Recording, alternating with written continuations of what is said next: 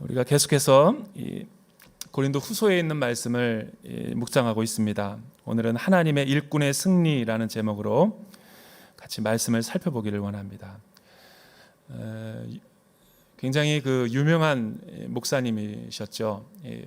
영국 런던 웨스트민스터 채플에서 전 세계에 그 강력한 하나님의 말씀으로 기름 부음을 받았던 우리 마틴 로이드 존스 목사님께서 늘 성도들에게 강조하는 말씀이 있다고 합니다. 하나님의 백성들이 절대로 듣지 말아야 될 욕과 같은 그런 말은 은혜 받지 말고 신앙생활 하십시오. 또 성령 충만, 또 성령 받지 않고 신앙생활 하십시오 라고 하는 말이라고 합니다. 얼마나 공감이 되는 말인지 몰라요. 은혜 받지 않고 몸만 왔다 갔다 하는 신앙생활을 한다? 이건 굉장히 고통스러운 일일 거예요. 또 하나님을 의지하지 않고 내 힘과 능력으로 이 순례의 길을 걸어간다?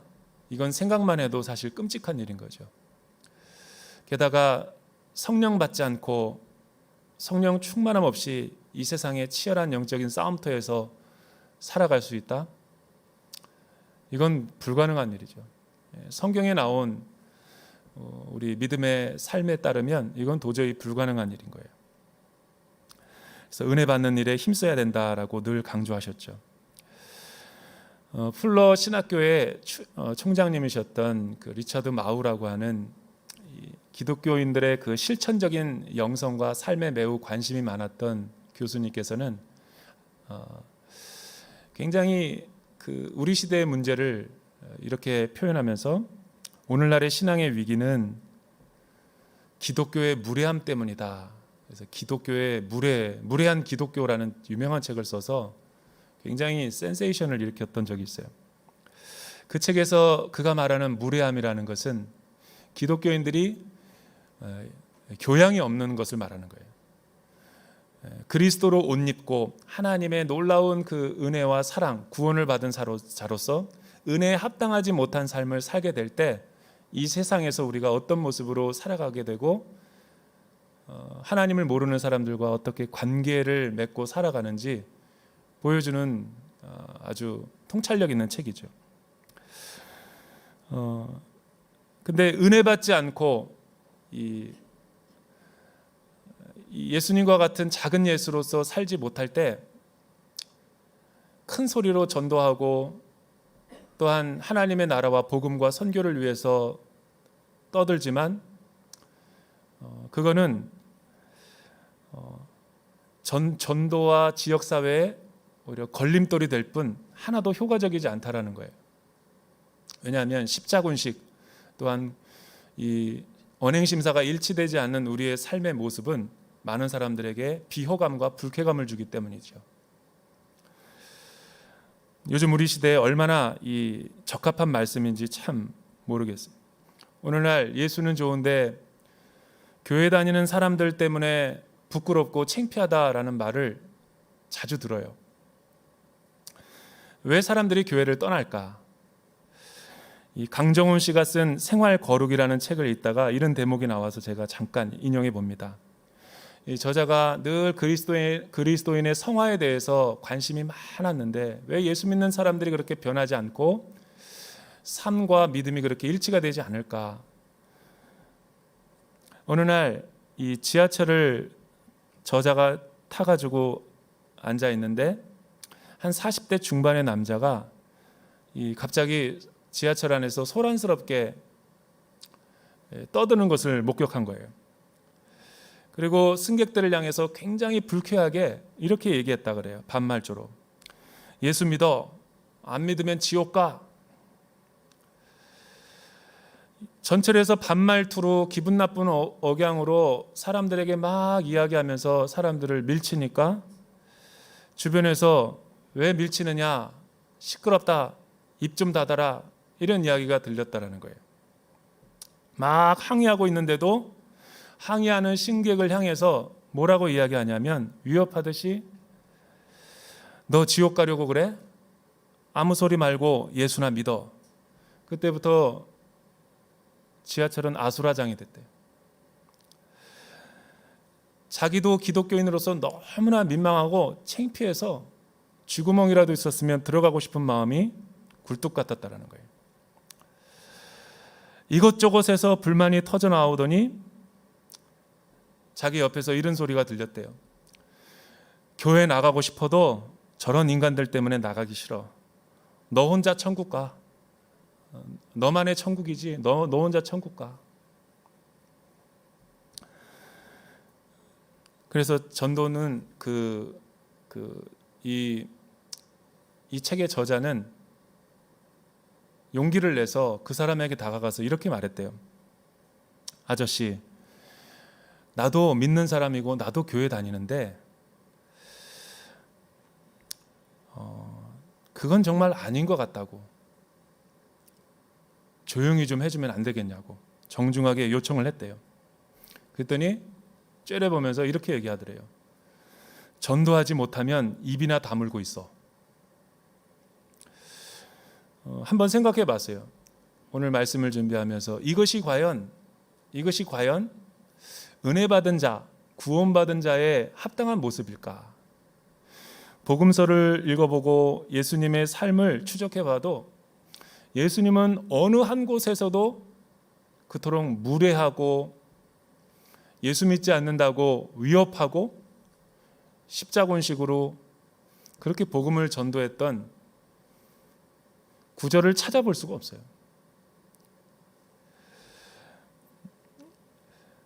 예수님은 오히려 자신을 희생하고 겸손한 자세로 관계 맺기를 원했고, 또한 온유하고 끝까지 인내하는 사랑으로 한 영혼을 섬기고 돌보았던 것을 우리는 볼 수 있어요. 사실은 바울과 같은 마음이 강팍했던 사람도 이런 예수님의 오래 참음과 인내와 사랑으로 인해서 다메섹 도상에서 하나님의 인격적인 만남을 가지고 그는 이방인의 사도가 되었던 것을 볼 수가 있죠.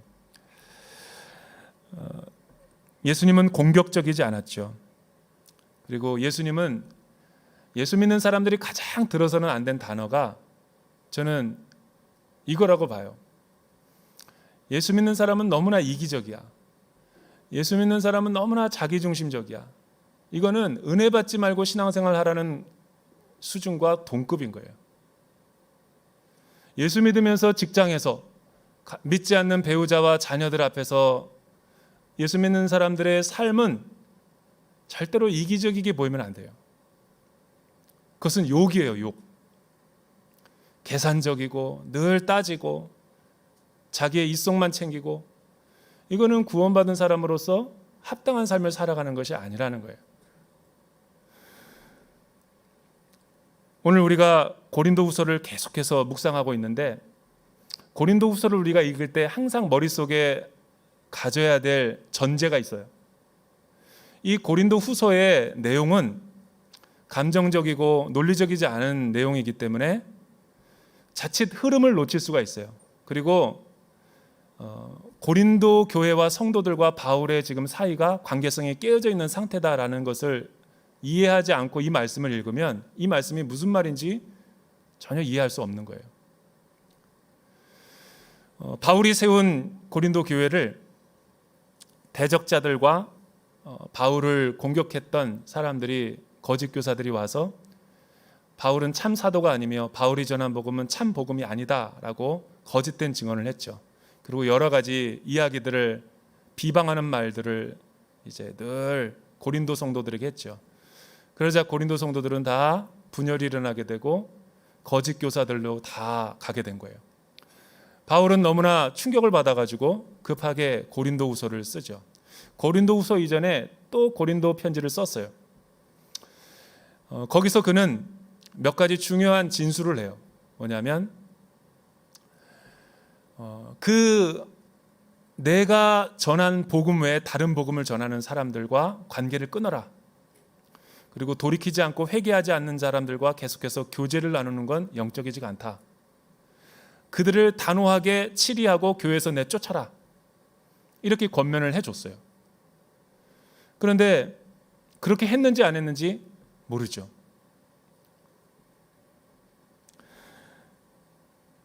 그런데 바울은 오늘 말씀에서 자신의 간증을 고린도 성도들에게 이야기하고 있죠. 마침내 디도편에 들어온 소식은 고린도 성도들이 바울의 복음을 다시 듣고 그들과 관계성을 정리하고 교회를 다시 재건하기로 다 그렇게 합의했다라는 소식을 전해주죠. 고린도의 어수선한 문제들은 다 정리됐지만 아직도 대적자들은 적지 않은 영향력을 끼치고 있는 상황이었어요. 이때 바울은 이 6장 1절에서 10절에 있는 말씀을 선포하고 있는 거죠. 바울은 어떻게 그들을 권면하고 있는가? 1절에서 2절 우리 같이 한번 읽어볼까요? 1절에서 2절 바울은 하나님의 일꾼으로서 은혜를 헛되이 받지 않았다라고 이야기를 합니다. 같이 한번 읽어볼까요? 시작. 하나님과 함께 일하는 우리가 여러분에게 권면합니다. 여러분은 하나님의 은혜를 헛되이 받지 마십시오. 말씀하기를 내가 은혜 베풀 만한 때에 내 말을 들었고 구원의 날에 너를 도왔다라고 말씀하셨기 때문입니다. 보십시오. 지금은 은혜를 받을 만한 때요. 지금은 구원의 날입니다. 여기서 은혜를 헛되이 받지 말라라는 단어가 굉장히 중요한 키워드예요. 헛되이라는 이 헬라어를 보면 텅 빈, 비어있는, 약을 먹었는데 효과가 없는, 효력이 더 이상 미치지 못하는 그런 내용이에요.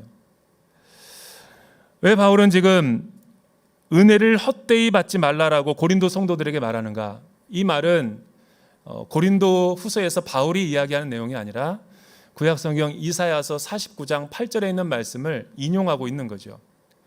그 본문은 과거 이스라엘 백성들이 바벨론 포로로 끌려갔을 때 내일이 기약이 없이 소망이 없이 하루하루 비참한 삶을 살아가고 있는 상황 가운데서 이스라엘 백성들이 소망을 잃어버리고 자포자기한 이런 마음으로 고백한 내용이죠. 우리가 기도해봤자 헛된 거야, 텅 빈 거야. 하나님은 우리를 떠났고 하나님은 우리를 포기하셨어. 하나님은 우리를 계속 이대로 내버려 둘 거야. 이런 소망이 없고 비전이 없는 이스라엘 백성들을 향해서 하나님의 음성이 이사야에게 들렸죠. 보라, 지금이 구원을 받을 만한 때요. 지금이 은혜를 받을 만한 때다. 너희의 기도가 또 너희의 간구가 헛되이 땅에 돌아가지 않는다라고 하나님은 말씀하셨어요. 그거를 지금 바울은 고린도 성도들에게 재인용하는 거예요. 왜? 책망을 해도 듣지 않고 잘못된 길로 가는데도 바울 사도가 이야기하는데도 듣지 않고 계속해서 거짓 교사들과 변질된 복음을 듣고 신앙생활을 탈선한 그 무리들이 바울을 계속해서 공격하는 거예요. 그래서 그들과 교제를 끊고 올바른 교리로 돌아오라고 그랬어요. 그렇게 돌아온 사람들은 회복되는 것이고 그렇게 돌아오지 않고 계속 교회에서 바울을 음해하고 공격하는 사람들에게 경고하는 거죠. 권면하는 거예요. 은혜를 베풀 때 즉각 받으라는 거예요. 은혜는 항상 우리에게 있지 않다라는 거예요. 하나님이 다 우리를 구원할 수 있지만 구원할 수 없는 한 사람이 있어요. 구원의 때를 놓치는 사람인 거예요.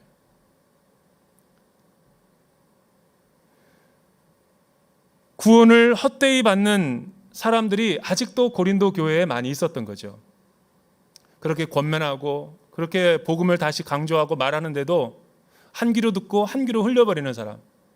아무리 설교를 많이 듣고 아무리 좋은 말씀의 양육을 받은들 삶이 안 변하는데 무슨 영적인 열매가 맺어지게 되겠냐라는 거예요. 그러나 바울이 말한 징계를 받아들이고 바울과 화해한 사람들을 마음을 넓게 열어가지고 그들을 받아줘서 다시 공동체 안에 들어오게 해서 교제하고 신앙생활하라 이 말이죠. 사랑하는 여러분, 우리 주변에도 보면 은혜를 헛되이 받는 사람들이 참 많아요. 은혜를 헛되이 받는 사람들이 많아요. 몸은 예배에 와 있지만 축도 이전까지는 은혜의 도가니 가운데 빠지다가 교회 밖에만 나가면 월요일서부터 토요일까지 세상의 방식으로 살아가는 사람들이 너무 많아요. 주일날에는 하나님의 통치를 받고 월요일서부터 토요일까지는 세상의 통치를 받고 내가 삶의 주인이 되어 살아가는 사람들이 많이 있다라는 거예요. 이런 사람은 영적으로 자라지 않아요. 여기서 은혜를 받는다라는 것은 구원을 받기 위한 은혜의 조건이 아닌 거예요. 구원받은 사람들, 이미 하나님의 백성들인 사람들이 은혜 아래 머물지 못하고 지속적인 은혜를 공급받지 못하고 뼈만 앙상하게 남아있고 메마른 가지처럼 있는 영적인 빈궁 상태를 말하는 거예요. 왜 이렇게 은혜를 헛되이 받는 사람들이 많을까? 이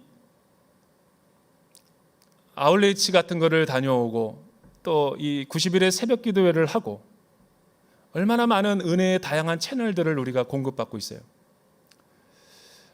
그런데 이 은혜 받은 것을 이렇게 은혜 받은 뒤에 너무나 많은 말들을 하는 것은 은혜를 헛되이 쏟을 가능성이 많아요. 여러분, 은혜 받기는 쉬워도 은혜를 보존하기는 그렇게 쉬운 게 아니에요. 아울리치 갔다 와서 어떤 사역 가운데 참 많은 세미나와 내적 치료를 통해서 은혜를 많이 받았대요. 근데 집에 가서 배우자를 보고 자녀들의 또 이 밤새워서 게임에 중독되어 있는 모습을 보고 또 내 마음에 들지 않는 어떤 그 불편한 관계를 통해서 직장에서 혈기와 또 욱하는 마음이 일어나가지고 다 쏟아버리는 거예요. 말로. 원수가 그런 걸 노리는 거예요. 너무나 사역도 아름답게 잘 해가지고 있는데 카페에 가서 커피 한잔 하자라고 그런 다음에 할 말 안 할 말 그냥 다 쏟아내는 거예요. 그래서 아울리치 같은 데나 은혜 받고 나서는 며칠 동안은 혼자 있는 게 좋아요. 입을 닫고 있으세요. 두 번째는 바울은 하나님의 일꾼으로서 많은 여러 가지 고난을 인내하는 영성을 가졌다는 거예요. 여러분 3절과 7절, 3절에서 7절 같이 한번 읽어볼까요? 시작. 우리는 무슨 일이든 아무에게도 꺼리낌이 되지 않으려고 합니다. 이는 우리의 섬기는 일이 비난을 받지 않게 하려는 것입니다. 오히려 우리는 우리 자신을 모든 일에 하나님의 일꾼들로 추천하려고 애씁니다. 우리는 많은 인내와 환난과 궁핍과 곤란과 매맞음과 감옥에 갇히는 것과 난동과 수고와 자지 못함과 배고픔 가운데 하나님의 일꾼들로 지냅니다. 또한 우리는 순결함과 지식과 오래 참음과 친절함과 성령과 거짓 없는 사랑과 진리의 말씀과 하나님의 능력으로 일합니다. 또 우리는 오른손과 왼손에 의의 무기를 들고 고린도 성도들에게 은혜를 잘 받고 보존하십시오라고 권면한 뒤에 그렇게 말하면 설득력이 약하니까 자신이 친히 어떻게 구원받은 하나님의 복음의 사도로서 은혜를 어떻게 열매 맺으려고 노력하는지 자신의 이력과 삶을 간증하는 거예요. 세 가지로 간증을 하고 있어요. 여기서 3절에 나오는 직분, 은혜의 직분이라는 단어를 주목해 볼 필요가 있죠. 디아코니아라고 번역된 이 미니스트리, 또 미니스터라는 단어는 무슨 뜻이냐면 고대 식당에 가면은 이 귀족들을 섬기기 위해서 종이 항상 이렇게 대기하고 있죠. 그거를 말하는 거예요. 이 서빙을 위해서 서 있는 항상 옆에서 대기하고 있는 그 종의 자세를 일컬어서 직분이라고 말하는 거예요. 하나님은 저와 여러분들을 구원하시기 위해서 은혜의 사랑으로 값없이 죄에서 자유하게 하셨고 구원해 주셨죠. 그리고 하나님의 백성이 되게 우리를 공동체로 불러주셨어요. 그런데 은혜를 받고 구원을 받은 사람이 자기 만족과 자기 유익만을 위해서 가만히 있으면 그 사람은 은혜를 잘 모르는 사람이에요. 여러분, 그리스도께서 친히 낮아지시고 겸손의 왕으로서 섬겨서 우리의 종이 되셨다면 그 은혜와 사랑을 경험한 우리도 다른 누군가를 위한 종이 되어야 마땅한 거죠. 종이 되지 않고 세상과 사회에서 군림하려고 하는 교회, 그리스도인들, 성도들이 있다면 무례한 기독교인이 되는 거예요. 자기의 특권과 권리만을 주장하는 세력이 된다면 그는 집단 이익단체밖에 안 되는 거예요. 그거는 세상에 감동을 줄 수 없는 종교 단체에 불과한 거예요. 그런 거는 기독교 말고 세상에도 다 있어요. 굳이 기독교와 교회에 나와서 예배 드릴 필요가 없는 거예요. 바울은 교회는 은혜를 받고서 어떻게 살아야 된다라고, 어떻게 다른 사람들을 위한 종이 되어야 된다라고 말하는가. 세 가지 3절과 4절에서 보면 그는 다른 사람들에게 비방을 받지 않고 어떤 거리낌이 있는 빌미를 주지 않기 위해서 각별히 주의했다라고 이야기해요. 4절과 5절에 보면 바울과 일행이 사역하면서 당한 고난을 여러 가지 목록으로 제시하고 있어요. 환난과 궁핍과 고난이라고 하는 물질적인 어려움도 있어요. 또한 매맞음과 갇힘과 난동과 같은 어떤 피습으로의 그 고난, 공격당하는 거예요. 신체적인 위해를 당하는 거죠. 실제로 사도행전을 읽어보면 비시디아 안디옥 바울과 일행들이 선교하고 복음을 전할 때마다 에베소와 데살로니가, 고린도, 에베소, 빌립보, 수많은 소아시아 지역에서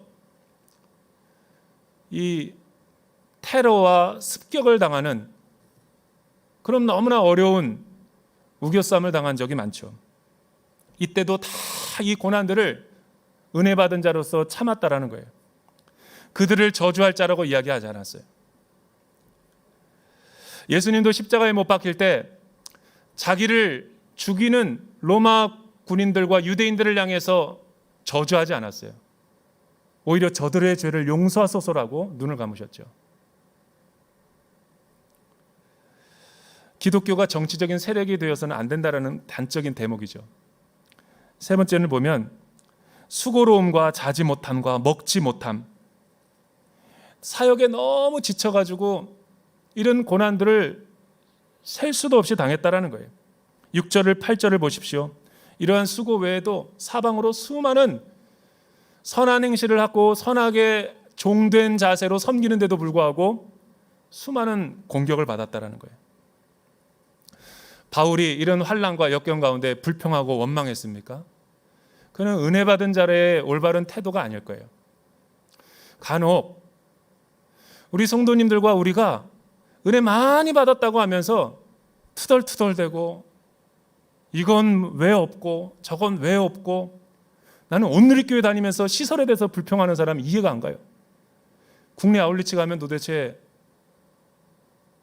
국내 아울리치 가서도 그걸 보면서 야, 세상 지역교회들은 이렇게 어려운 가운데서도 빔 프로젝트 하나 없이 이렇게 참 어렵게 봉고 찬 데도 없이 사역하는구나. 은혜 받다가도 온누리교회만 오면 이렇게 이게 없어요, 저게 없어요.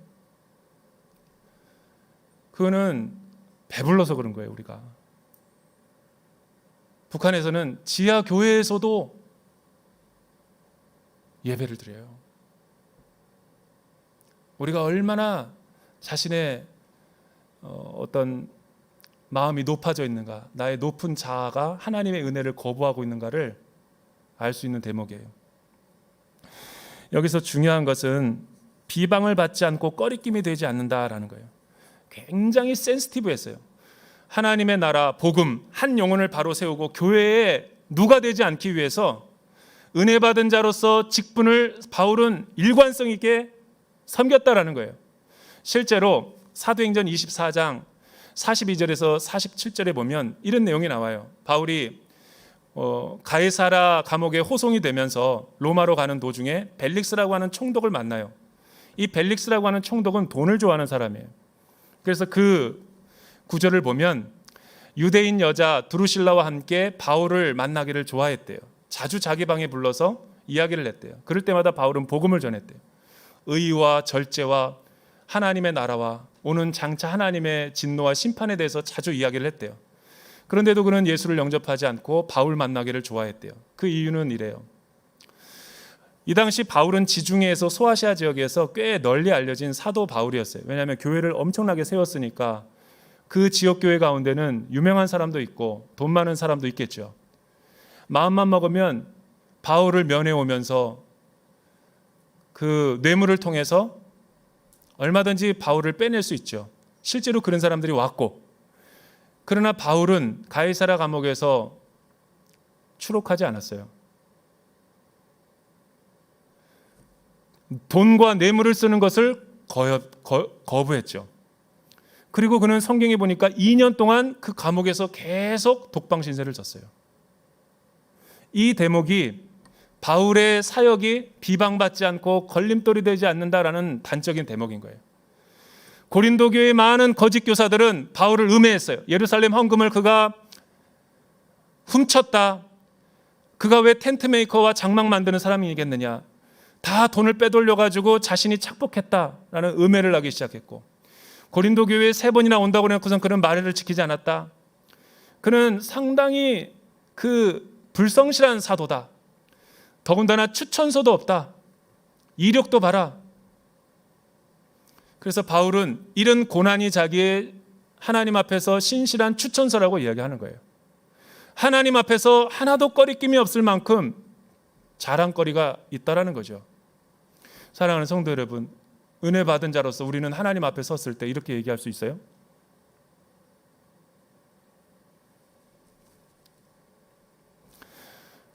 영락교회 한경직 목사님은 그 옛날에 가장 우리나라에서 큰 교회였을 때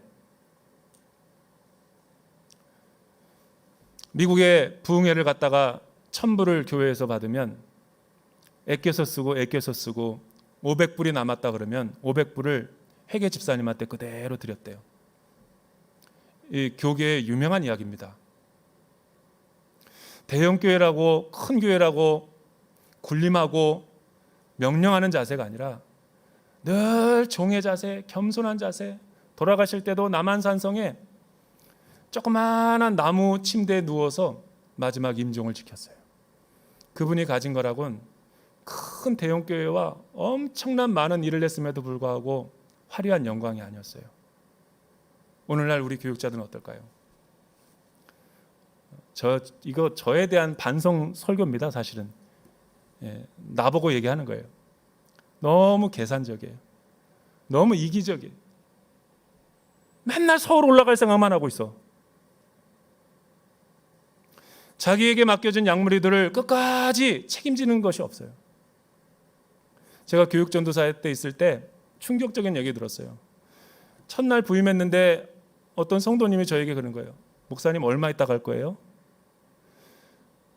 얼마나 많은 사람들이 그냥 버스 정류장처럼 거쳐가는 곳으로 생각했는지 성도님들이 마음 문을 안 열어줘요. 마음이 닳고 다른 거죠. 혹 여러분도 그래요? 그렇지 않죠. 사실은 내일 떠난다 해도 뼈를 묻을 각오로 최선을 다해서 한 영혼을 위해서 섬기는 게 이 종의 직분의 자세예요. 차세대 교사로서 또 주차 봉사를 하든 어떤 일을 하든 주방에서 일을 하든 나에게 맡겨진 그 직분, 그 사명을 비방거리나 흠이 되지 않기 위해서 최선을 다하는 노력이 필요한 거예요. 하물며 우리 교회가 코로나 시대 가운데 대사회적인 영향력과 비호감도가 추락하고 있는데 그 원인이 뭘까요? 복음이 잘못돼서? 저는 그렇게 생각 안 해요. 교회가 너무나 무례해요. 군림하고 있는 거예요. 왕의 자세를 갖고 있는 거예요. 여러분, 최건능 목사님일 때는 예수천당 불신종 말이 통했어요. 지금은 지식 정보의 발달로 얼마나 교양 있는 사람 많은 이게 네트워크를 통해서 사회가 4,500명으로 발달하고 있는데 기독교가 마치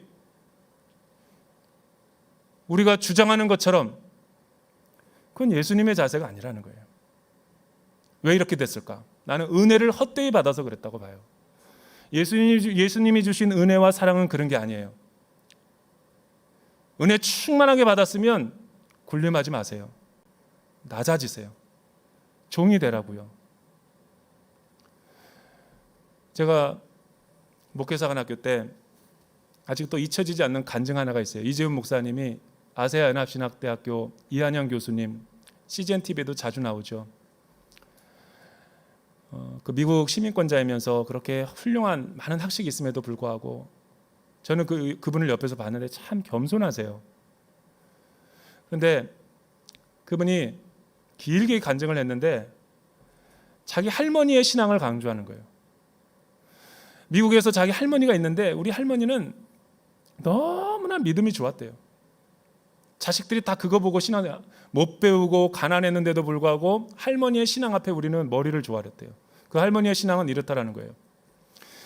어떤 생일 같은 잔칫날이어가지고 할머니 모시고 근사한 식당에 가가지고 맛있는 음식을 대접하려고 다 가족들이 모였대요. 근데 할머니가 그러더래요. 나 여기 들어가기 싫다. 아니 왜요? 그랬더니 저기 손님 없는 장사 안 되는 곳으로 가라.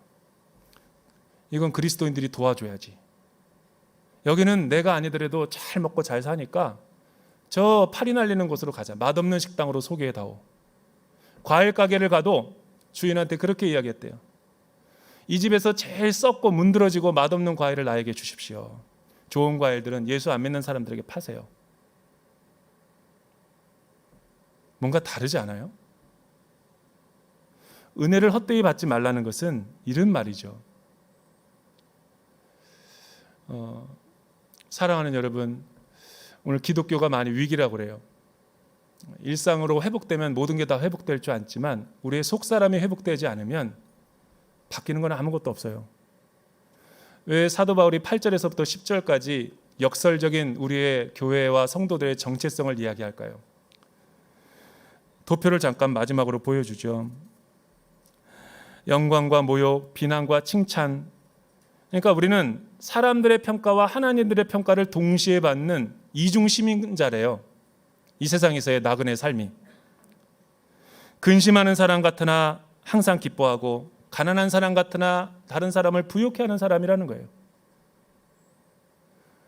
여러분, 세상은 우리가 아무리 선한 일을 하고 심장병 병원 지어지고 장학금을 많이 사학재단에 돈을 갖다가 많이 기부해도 세상은 기독교를 안 좋아할 겁니다. 왜냐하면 그들은 영적으로 하나님을 싫어해요. 영적으로 그들 마음 가운데 하나님의 우리 삶에 두기를 싫어하기 때문에 이런 영적인 충돌이 일어나는 거죠. 그러니까 우리가 이 세상의 직장 생활에서 가정에서 예수 믿지 않는 사람들과 관계성 맺을 때 이런 평가를 두 가지 평가를 받는 것은 당연한 거죠. 은혜 받는 사람은 이런 것도 다 감내해야 돼요. 감내하다 보면 하나님의 때에 환경의 문을 열어주시고 사람의 마음의 문을 열어주셔서 열매 맺게 하시는 거예요. 보라, 지금이 은혜 받을 만한 때요, 구원의 날이다. 이런 은혜 앞에 즉각 순종하는 우리의 모습이 되기를 주님의 이름으로 축원합니다. 기도하겠습니다. 사랑하는 주님, 이 코로나 시대를 지나면서 참 부족하고 죄 많은 우리의 연약한 모습을 돌이켜보며 회개하게 됩니다. 한 성도를 정성껏 섬기지 못했고 진정성 있는 직분자의 삶을 감당하지 못했기에 하나님의 이름이 땅에 떨어지고 십자가가 땅에 짓밟히게 되었습니다. 우리의 죄악을 용서하여 주시고 다시 한번 뉴노멀 새로운 일상이 회복되어졌을 때는 교회가 거룩하고 정결한 신부의 모습으로 다시 태어나게 하여 주시옵소서. 예수님의 이름으로 기도드립니다.